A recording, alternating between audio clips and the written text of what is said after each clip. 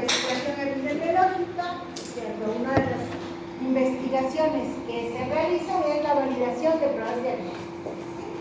Primero partamos de la definición de una prueba diagnóstica. Es cualquier proceso más o menos complejo que pretende determinar en el paciente la presencia de la enfermedad a través de, digamos, de alguno de los sentidos, ¿no es cierto?, que tenemos, se pueden utilizar para justamente establecer la presencia o ausencia de una patología.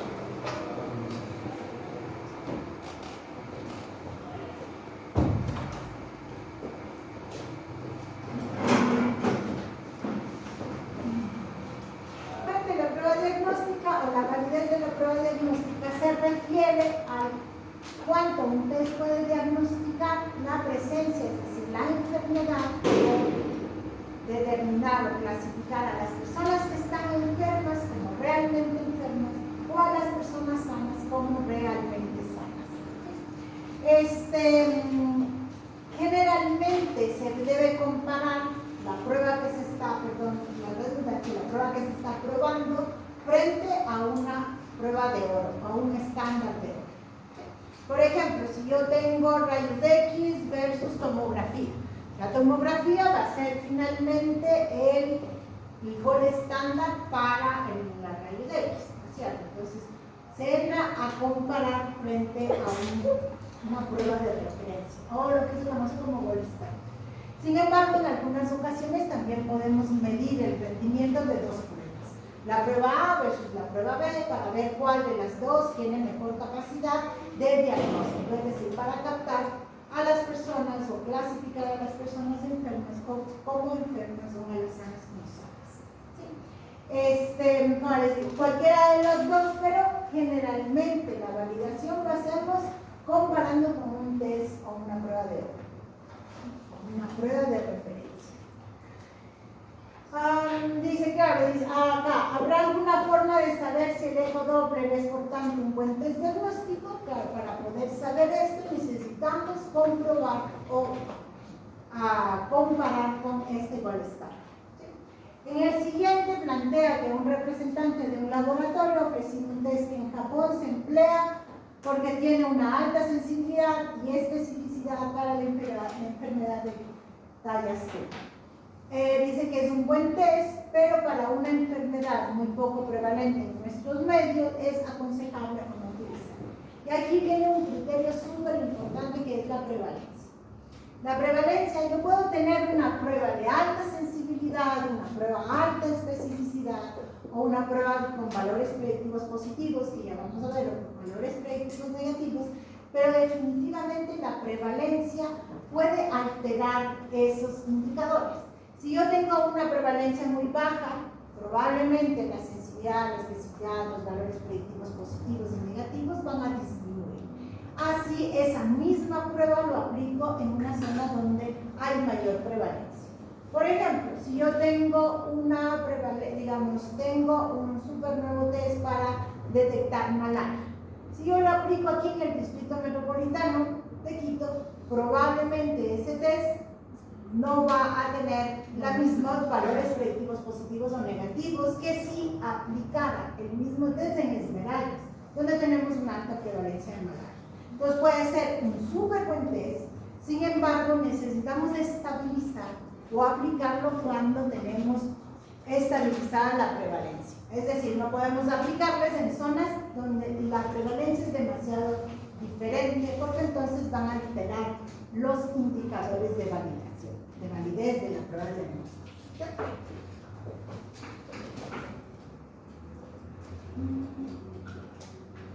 Entonces, la evaluación, como les decía, la evaluación de las pruebas diagnósticas es un campo súper importante en epidemiología, porque justamente necesitamos aplicar de forma rigurosa, obviamente, el método científico, la metodología de investigación, ¿no es cierto?, para asegurarnos que estamos clasificando bien. ¿Y por qué es tan importante? Porque van a tener implicaciones clínicas. No solamente implicaciones metodológicas alrededor de cómo me organizo, cómo yo hago la investigación, sino principalmente clínicas. ¿Qué pasaría si es que yo a un paciente le digo que tiene VIH cuando en realidad no tiene? ¿Ya? A ver, ¿qué es lo que puede pasar?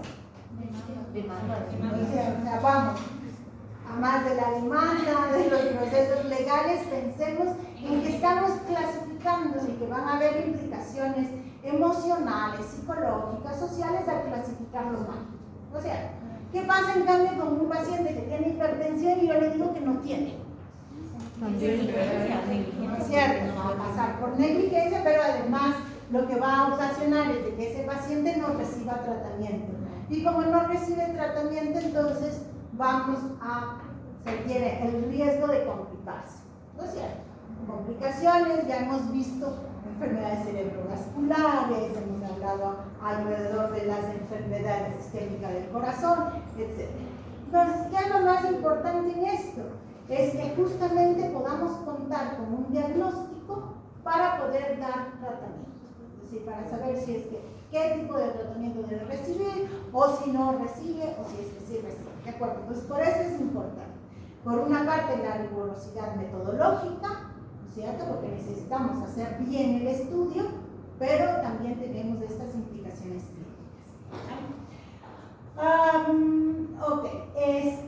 También es importante considerar que no solamente nos referimos a pruebas diagnósticas, es decir, a pruebas de laboratorio, a imágenes, sino también podemos utilizar la validación de pruebas diagnósticas cuando trabajamos en cuestionarios. Escalas, por ejemplo, tenemos escalas, se me ocurre a mí la de depresión, la escala de Kahneman, que me permite establecer depresión o no depresión. ¿Cierto? Lo mismo pasa, igual que con las pruebas diagnósticas, como les decía, VIH sí o no, también puede ocasionar lo mismo cuando estamos trabajando con escalas. Entonces, debemos pasar también por un proceso de validación. Los cuestionarios, instrumentos en general, cuestionarios para poder saber el estado de salud. Por ejemplo, en las personas de la tercera edad es importante evaluar cuál es su nivel de funcionalidad. ¿Qué significa si es que esa persona de la tercera edad es funcional o no? O podemos evaluar calidad de vida.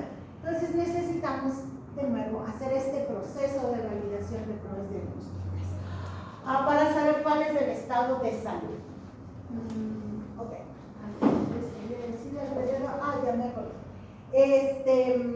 Muchas veces uno de los trabajos, digamos, parte de los estudios que realizan sus compañeros para la titulación es hacer validación de pruebas diagnósticas, o también en los procesos de investigación que realizan es mejor trabajar con instrumentos ya validados. ¿Por qué? Porque de lo contrario tendríamos que primero pasar por un proceso de validación del instrumento y luego sí hacer el estudio. Entonces eso toma más tiempo.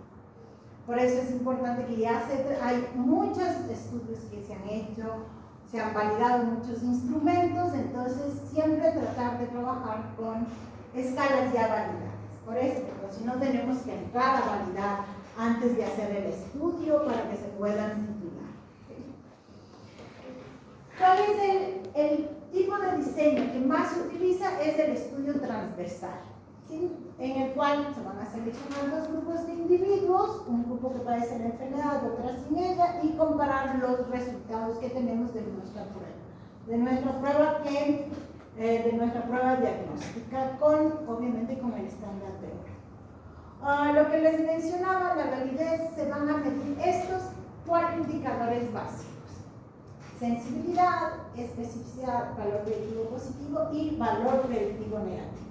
¿Qué es la sensibilidad? La capacidad del test para poder captar a los enfermos.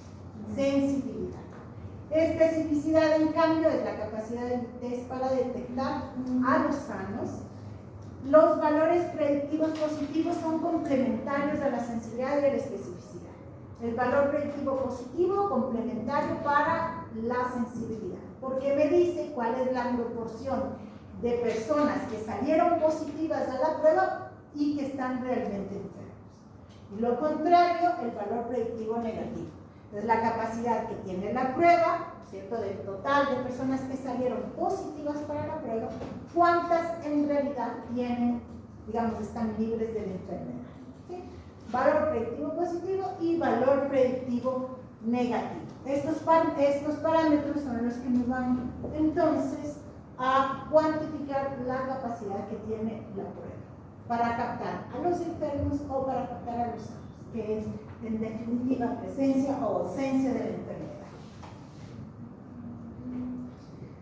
Este es la clasificación de los diseños. Este sí es un diagrama.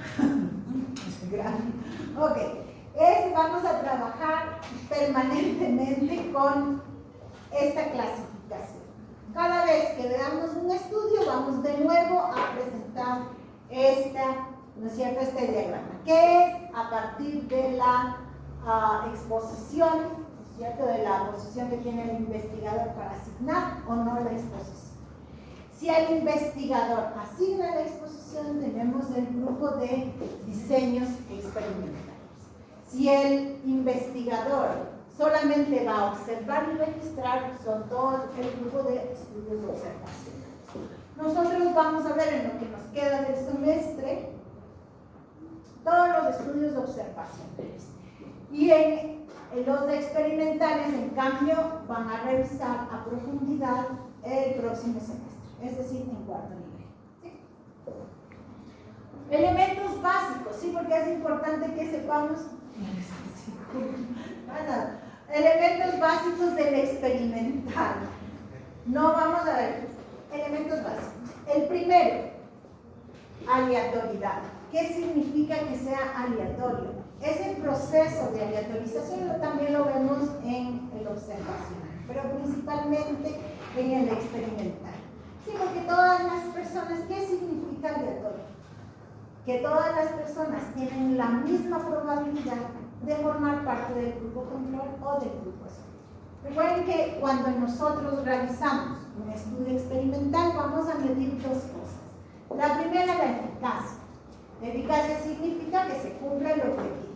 Si yo, la eficacia de la vacuna del COVID, ¿cuál es el objetivo de la eficacia? Es obviamente evitar que se desarrolle la enfermedad. Si yo tengo quiero ver la eficacia de un fármaco, por ejemplo, de un antihipertensivo, ¿cuál es el objetivo de un antihipertensivo? Bajar los valores de la presión arterial. Entonces, cuando hablamos de eficacia, nos referimos al cumplimiento del objetivo básico que tiene esa intervención. Si yo hago una súper nueva terapia física, ¿cuál va a ser el objetivo? Puede ser disminuir el dolor o mejorar la funcionalidad, etc. A eso denominamos eficacia. Y el otro que podemos nosotros evaluar dentro de un estudio experimental va a ser la seguridad. ¿Qué significa la seguridad? Pues los eventos adversos. Porque sabemos que cuando estamos probando un tratamiento especialmente farmacológico, podemos tener efectos adversos como vómito, diarrea, dolor de cabeza, etc. Entonces, principalmente medimos esas dos cosas, eficacia y seguridad de un tratamiento, sea farmacológico o no farmacológico.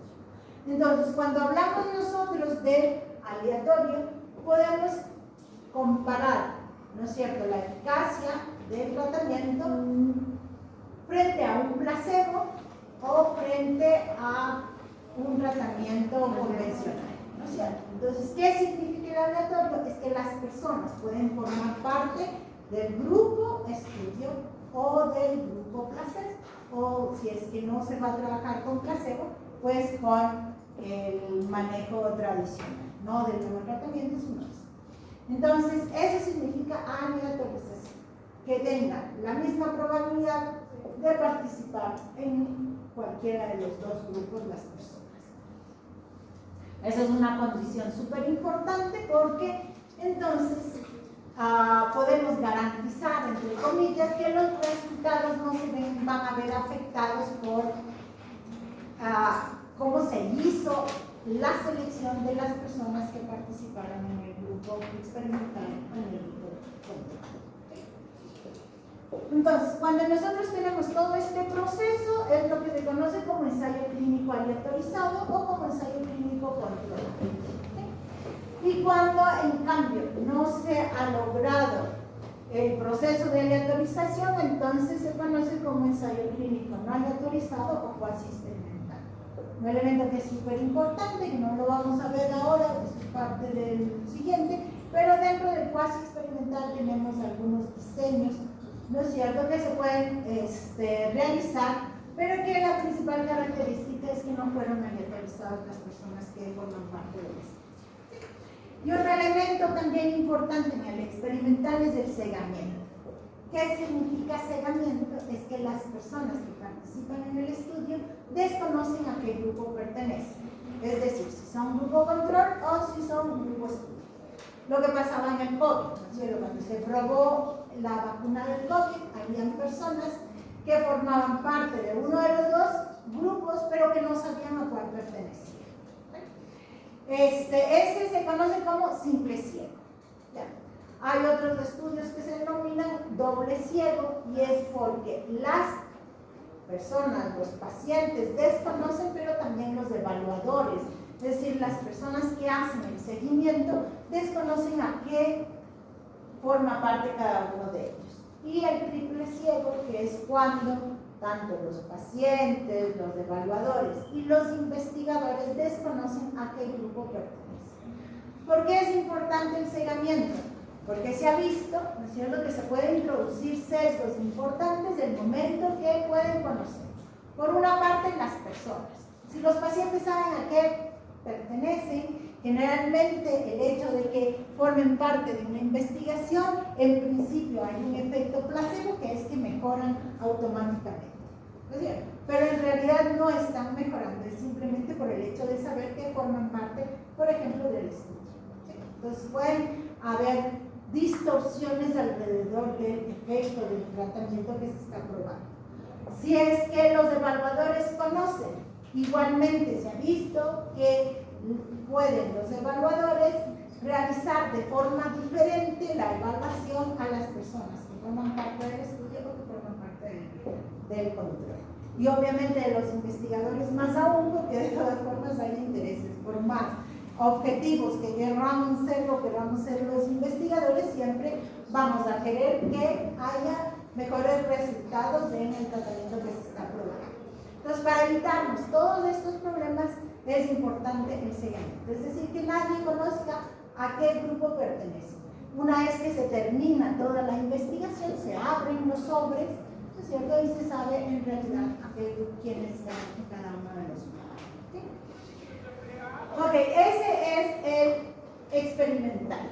Dentro de los observacionales, recuerden que aquí el investigador no va a asignar ninguna intervención, sino ya va a observar nada más. Aquí vamos a tener dos grupos, ¿no es cierto? Perdón, dos tipos de diseños. El primero es si es que tienen grupo de comparación. Si es que hay grupo de comparación, se le conoce con el nombre de analítico.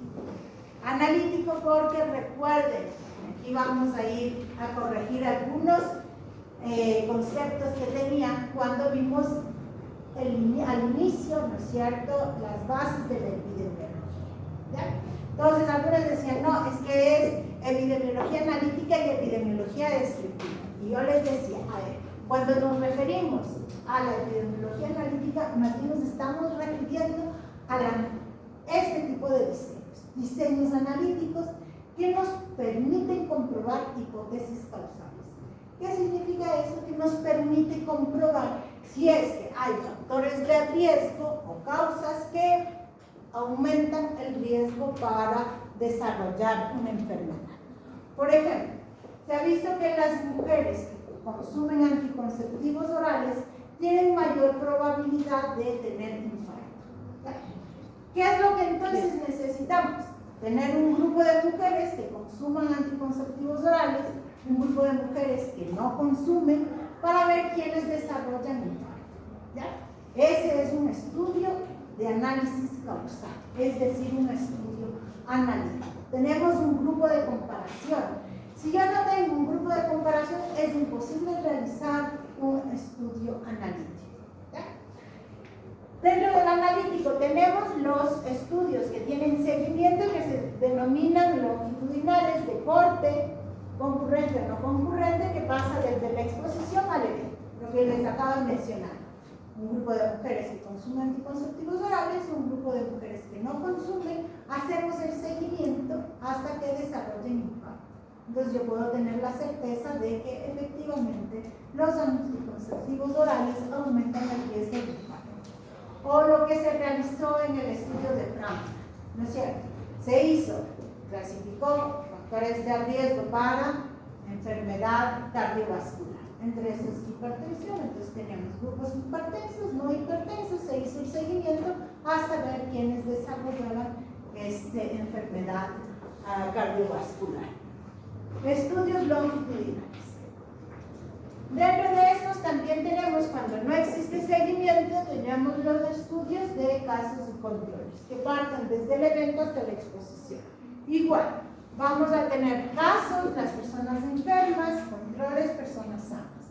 Y vamos a ver en el pasado a qué factores de riesgo estuvieron expuestos. Por ejemplo, el más común es tomar niños con malformaciones, niños sin malformaciones y ver a qué factores de riesgo estuvieron expuestas las madres. Entonces ahí podemos ver si hubo consumo de medicamentos, si hubo exposición a plaguicidas, podemos ver si es que hubo exposición a drogas, alcohol, etc. Entonces, ese es un estudio de casos controles. De nuevo, tenemos dos grupos, es decir, tenemos grupos de comparación. Por eso es que los analíticos nos van a permitir medir asociación causal. Acá tenemos un grupo de estudios, ¿no es cierto?, que no es desde el inicio y que se mide tanto la exposición como el evento al mismo momento y que se conocen como estudios de corte transversal. Algunos autores plantean que ese estudio de corte transversal no es analítico, porque no permiten establecer asociación causal. Y que más bien este estudio es como parte de los descriptivos, como este que dice estudio transversal. Entonces, porque no se tiene suficiente evidencia para poder saber si es que en realidad tiene o no tiene. Yo una pregunta, pero el descriptivo obviamente porque es transversal vendría siendo de las encuestas, pero el analítico para poder, corroborar con información igual. Puedes tener encuestas, puedes tener obviamente pruebas de laboratorio, o sea, puedes tú definir de diferentes formas cómo se va a realizar la exposición, cómo se va a medir la exposición. Lo mismo cómo se va a medir el efecto, porque necesitas saber, hipertensión, para yo poder saber que tiene o desarrollo de hipertensión, cuál es el criterio diagnóstico para decir, o si es que tengo cáncer, cuál es el criterio para definir cáncer o no cáncer. Entonces, dentro de los descriptivos tenemos varios tipos de estudios, serie de casos, reporte de casos, estudios transversales, estudios económicos. Dentro de este grupo, ¿no es cierto?, corresponden lo que son las pruebas de validación diagnóstica. Pero siempre necesitamos, aquí lo más importante es que a los dos grupos tenemos que hacerles las mismas pruebas para poder saber si es que en realidad están catalogando bien, ¿sí?, a la enfermedad y sanos enfermos. Ya vamos terminando. Solamente esto, que era lo que les mencionaba hace un rato. Sensibilidad, bueno, la validez, sensibilidad y especificidad, la seguridad, valor predictivo positivo y valor predictivo negativo, y coeficientes de probabilidad. Todo esto lo vamos a alcanzar a ver ahora, si no se preocupen, todo lo vamos a ver la próxima semana. Luego tenemos reproductividad, que está la repetibilidad o confiabilidad, fuentes de variación, índices de acuerdo. ¿Qué significa repetibilidad? Solamente termino con esto. Significa que siempre que yo aplico la misma prueba en las mismas condiciones, debo tener los mismos resultados. ¿Cierto? Y eso no es solamente en toda investigación que realizamos, en principio debería pasar lo mismo. ¿Sí? Eso es repetibilidad. Luego, fuentes de variación.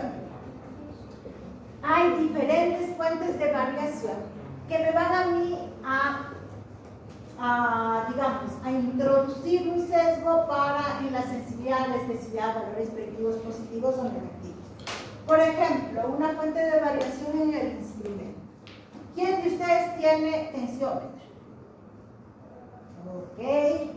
¿Tienen tensiómetro manual o tienen tensiómetro digital? Los dos acá, manual, ok. ¿Cuántos de ustedes han hecho mantenimiento a su tensiómetro? Uno, ok. ¿Cuántos de ustedes ha calibrado su tensiómetro? 2, 3, 4. Ok. ¿Por qué es tan importante el instrumento?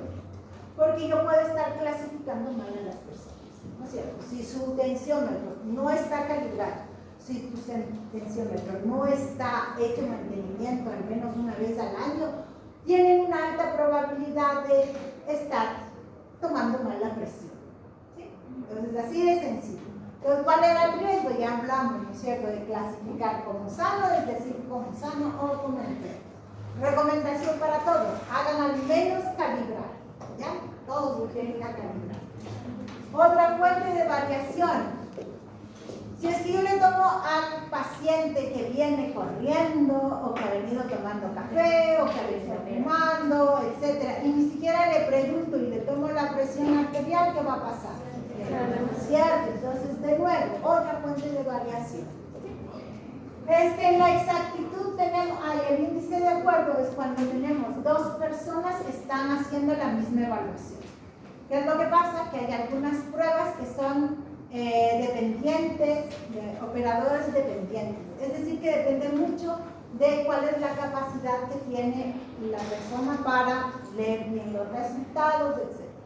Si yo tengo un estudiante de tercer nivel y comparo con el estudiante de internado, ¿cuál creen que va a tener mejores capacidades para leer un elenco, para leer el interno? Y es lo mismo, si yo comparo el interno frente al residente o frente al tratante, ¿ya? Entonces, no va a haber acuerdos entre los que están leyendo. Entonces, un importante es este índice de acuerdo que se conoce como índice CAP. Eso lo vamos a ver la próxima semana. Luego tenemos la exactitud, que ya hemos hablado de las variaciones de la prevalencia que afectan los valores predictivos positivos y negativos, las variaciones del punto de corte, de nuevo, para detectar hipertensión arterial. ¿Cuáles son los valores de tensión arterial? 120. A ver, acá. Para ver alteración. Hipertensión arterial. 130, 140. Sistólica, ¿no? 140 sistólica y 100 Acá dice 140, 100. Por acá, ¿cuánto clasifico que tiene una persona de hipertensión arterial? ¿Cuánto? 135, ok. Sistólica y diastólica.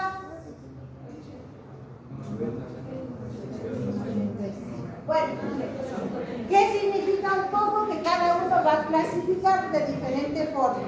Acá va a clasificar con 140-90, allá con 185-35. En algún caso puedo detectar a personas o clasificarlas como hipertensas, personas que en realidad no tienen hipertensión, ¿no es cierto?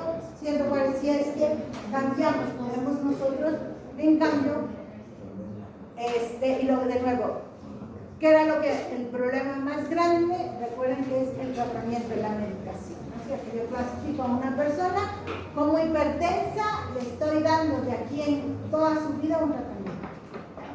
Entonces, de nuevo, súper importante los puntos de corte. Y el último tema, sensibilidad. Podemos tener pruebas muy buenas, alta sensibilidad, alta especificidad, pero que son muy costosas. Tenemos un sistema de salud con pocos recursos, por lo tanto, tenemos siempre que pensar en el costo y, por supuesto, en la simplicidad, que es el evitar molestia al paciente. ¿De acuerdo? Listo, chicos, quedamos ahí. La prueba no es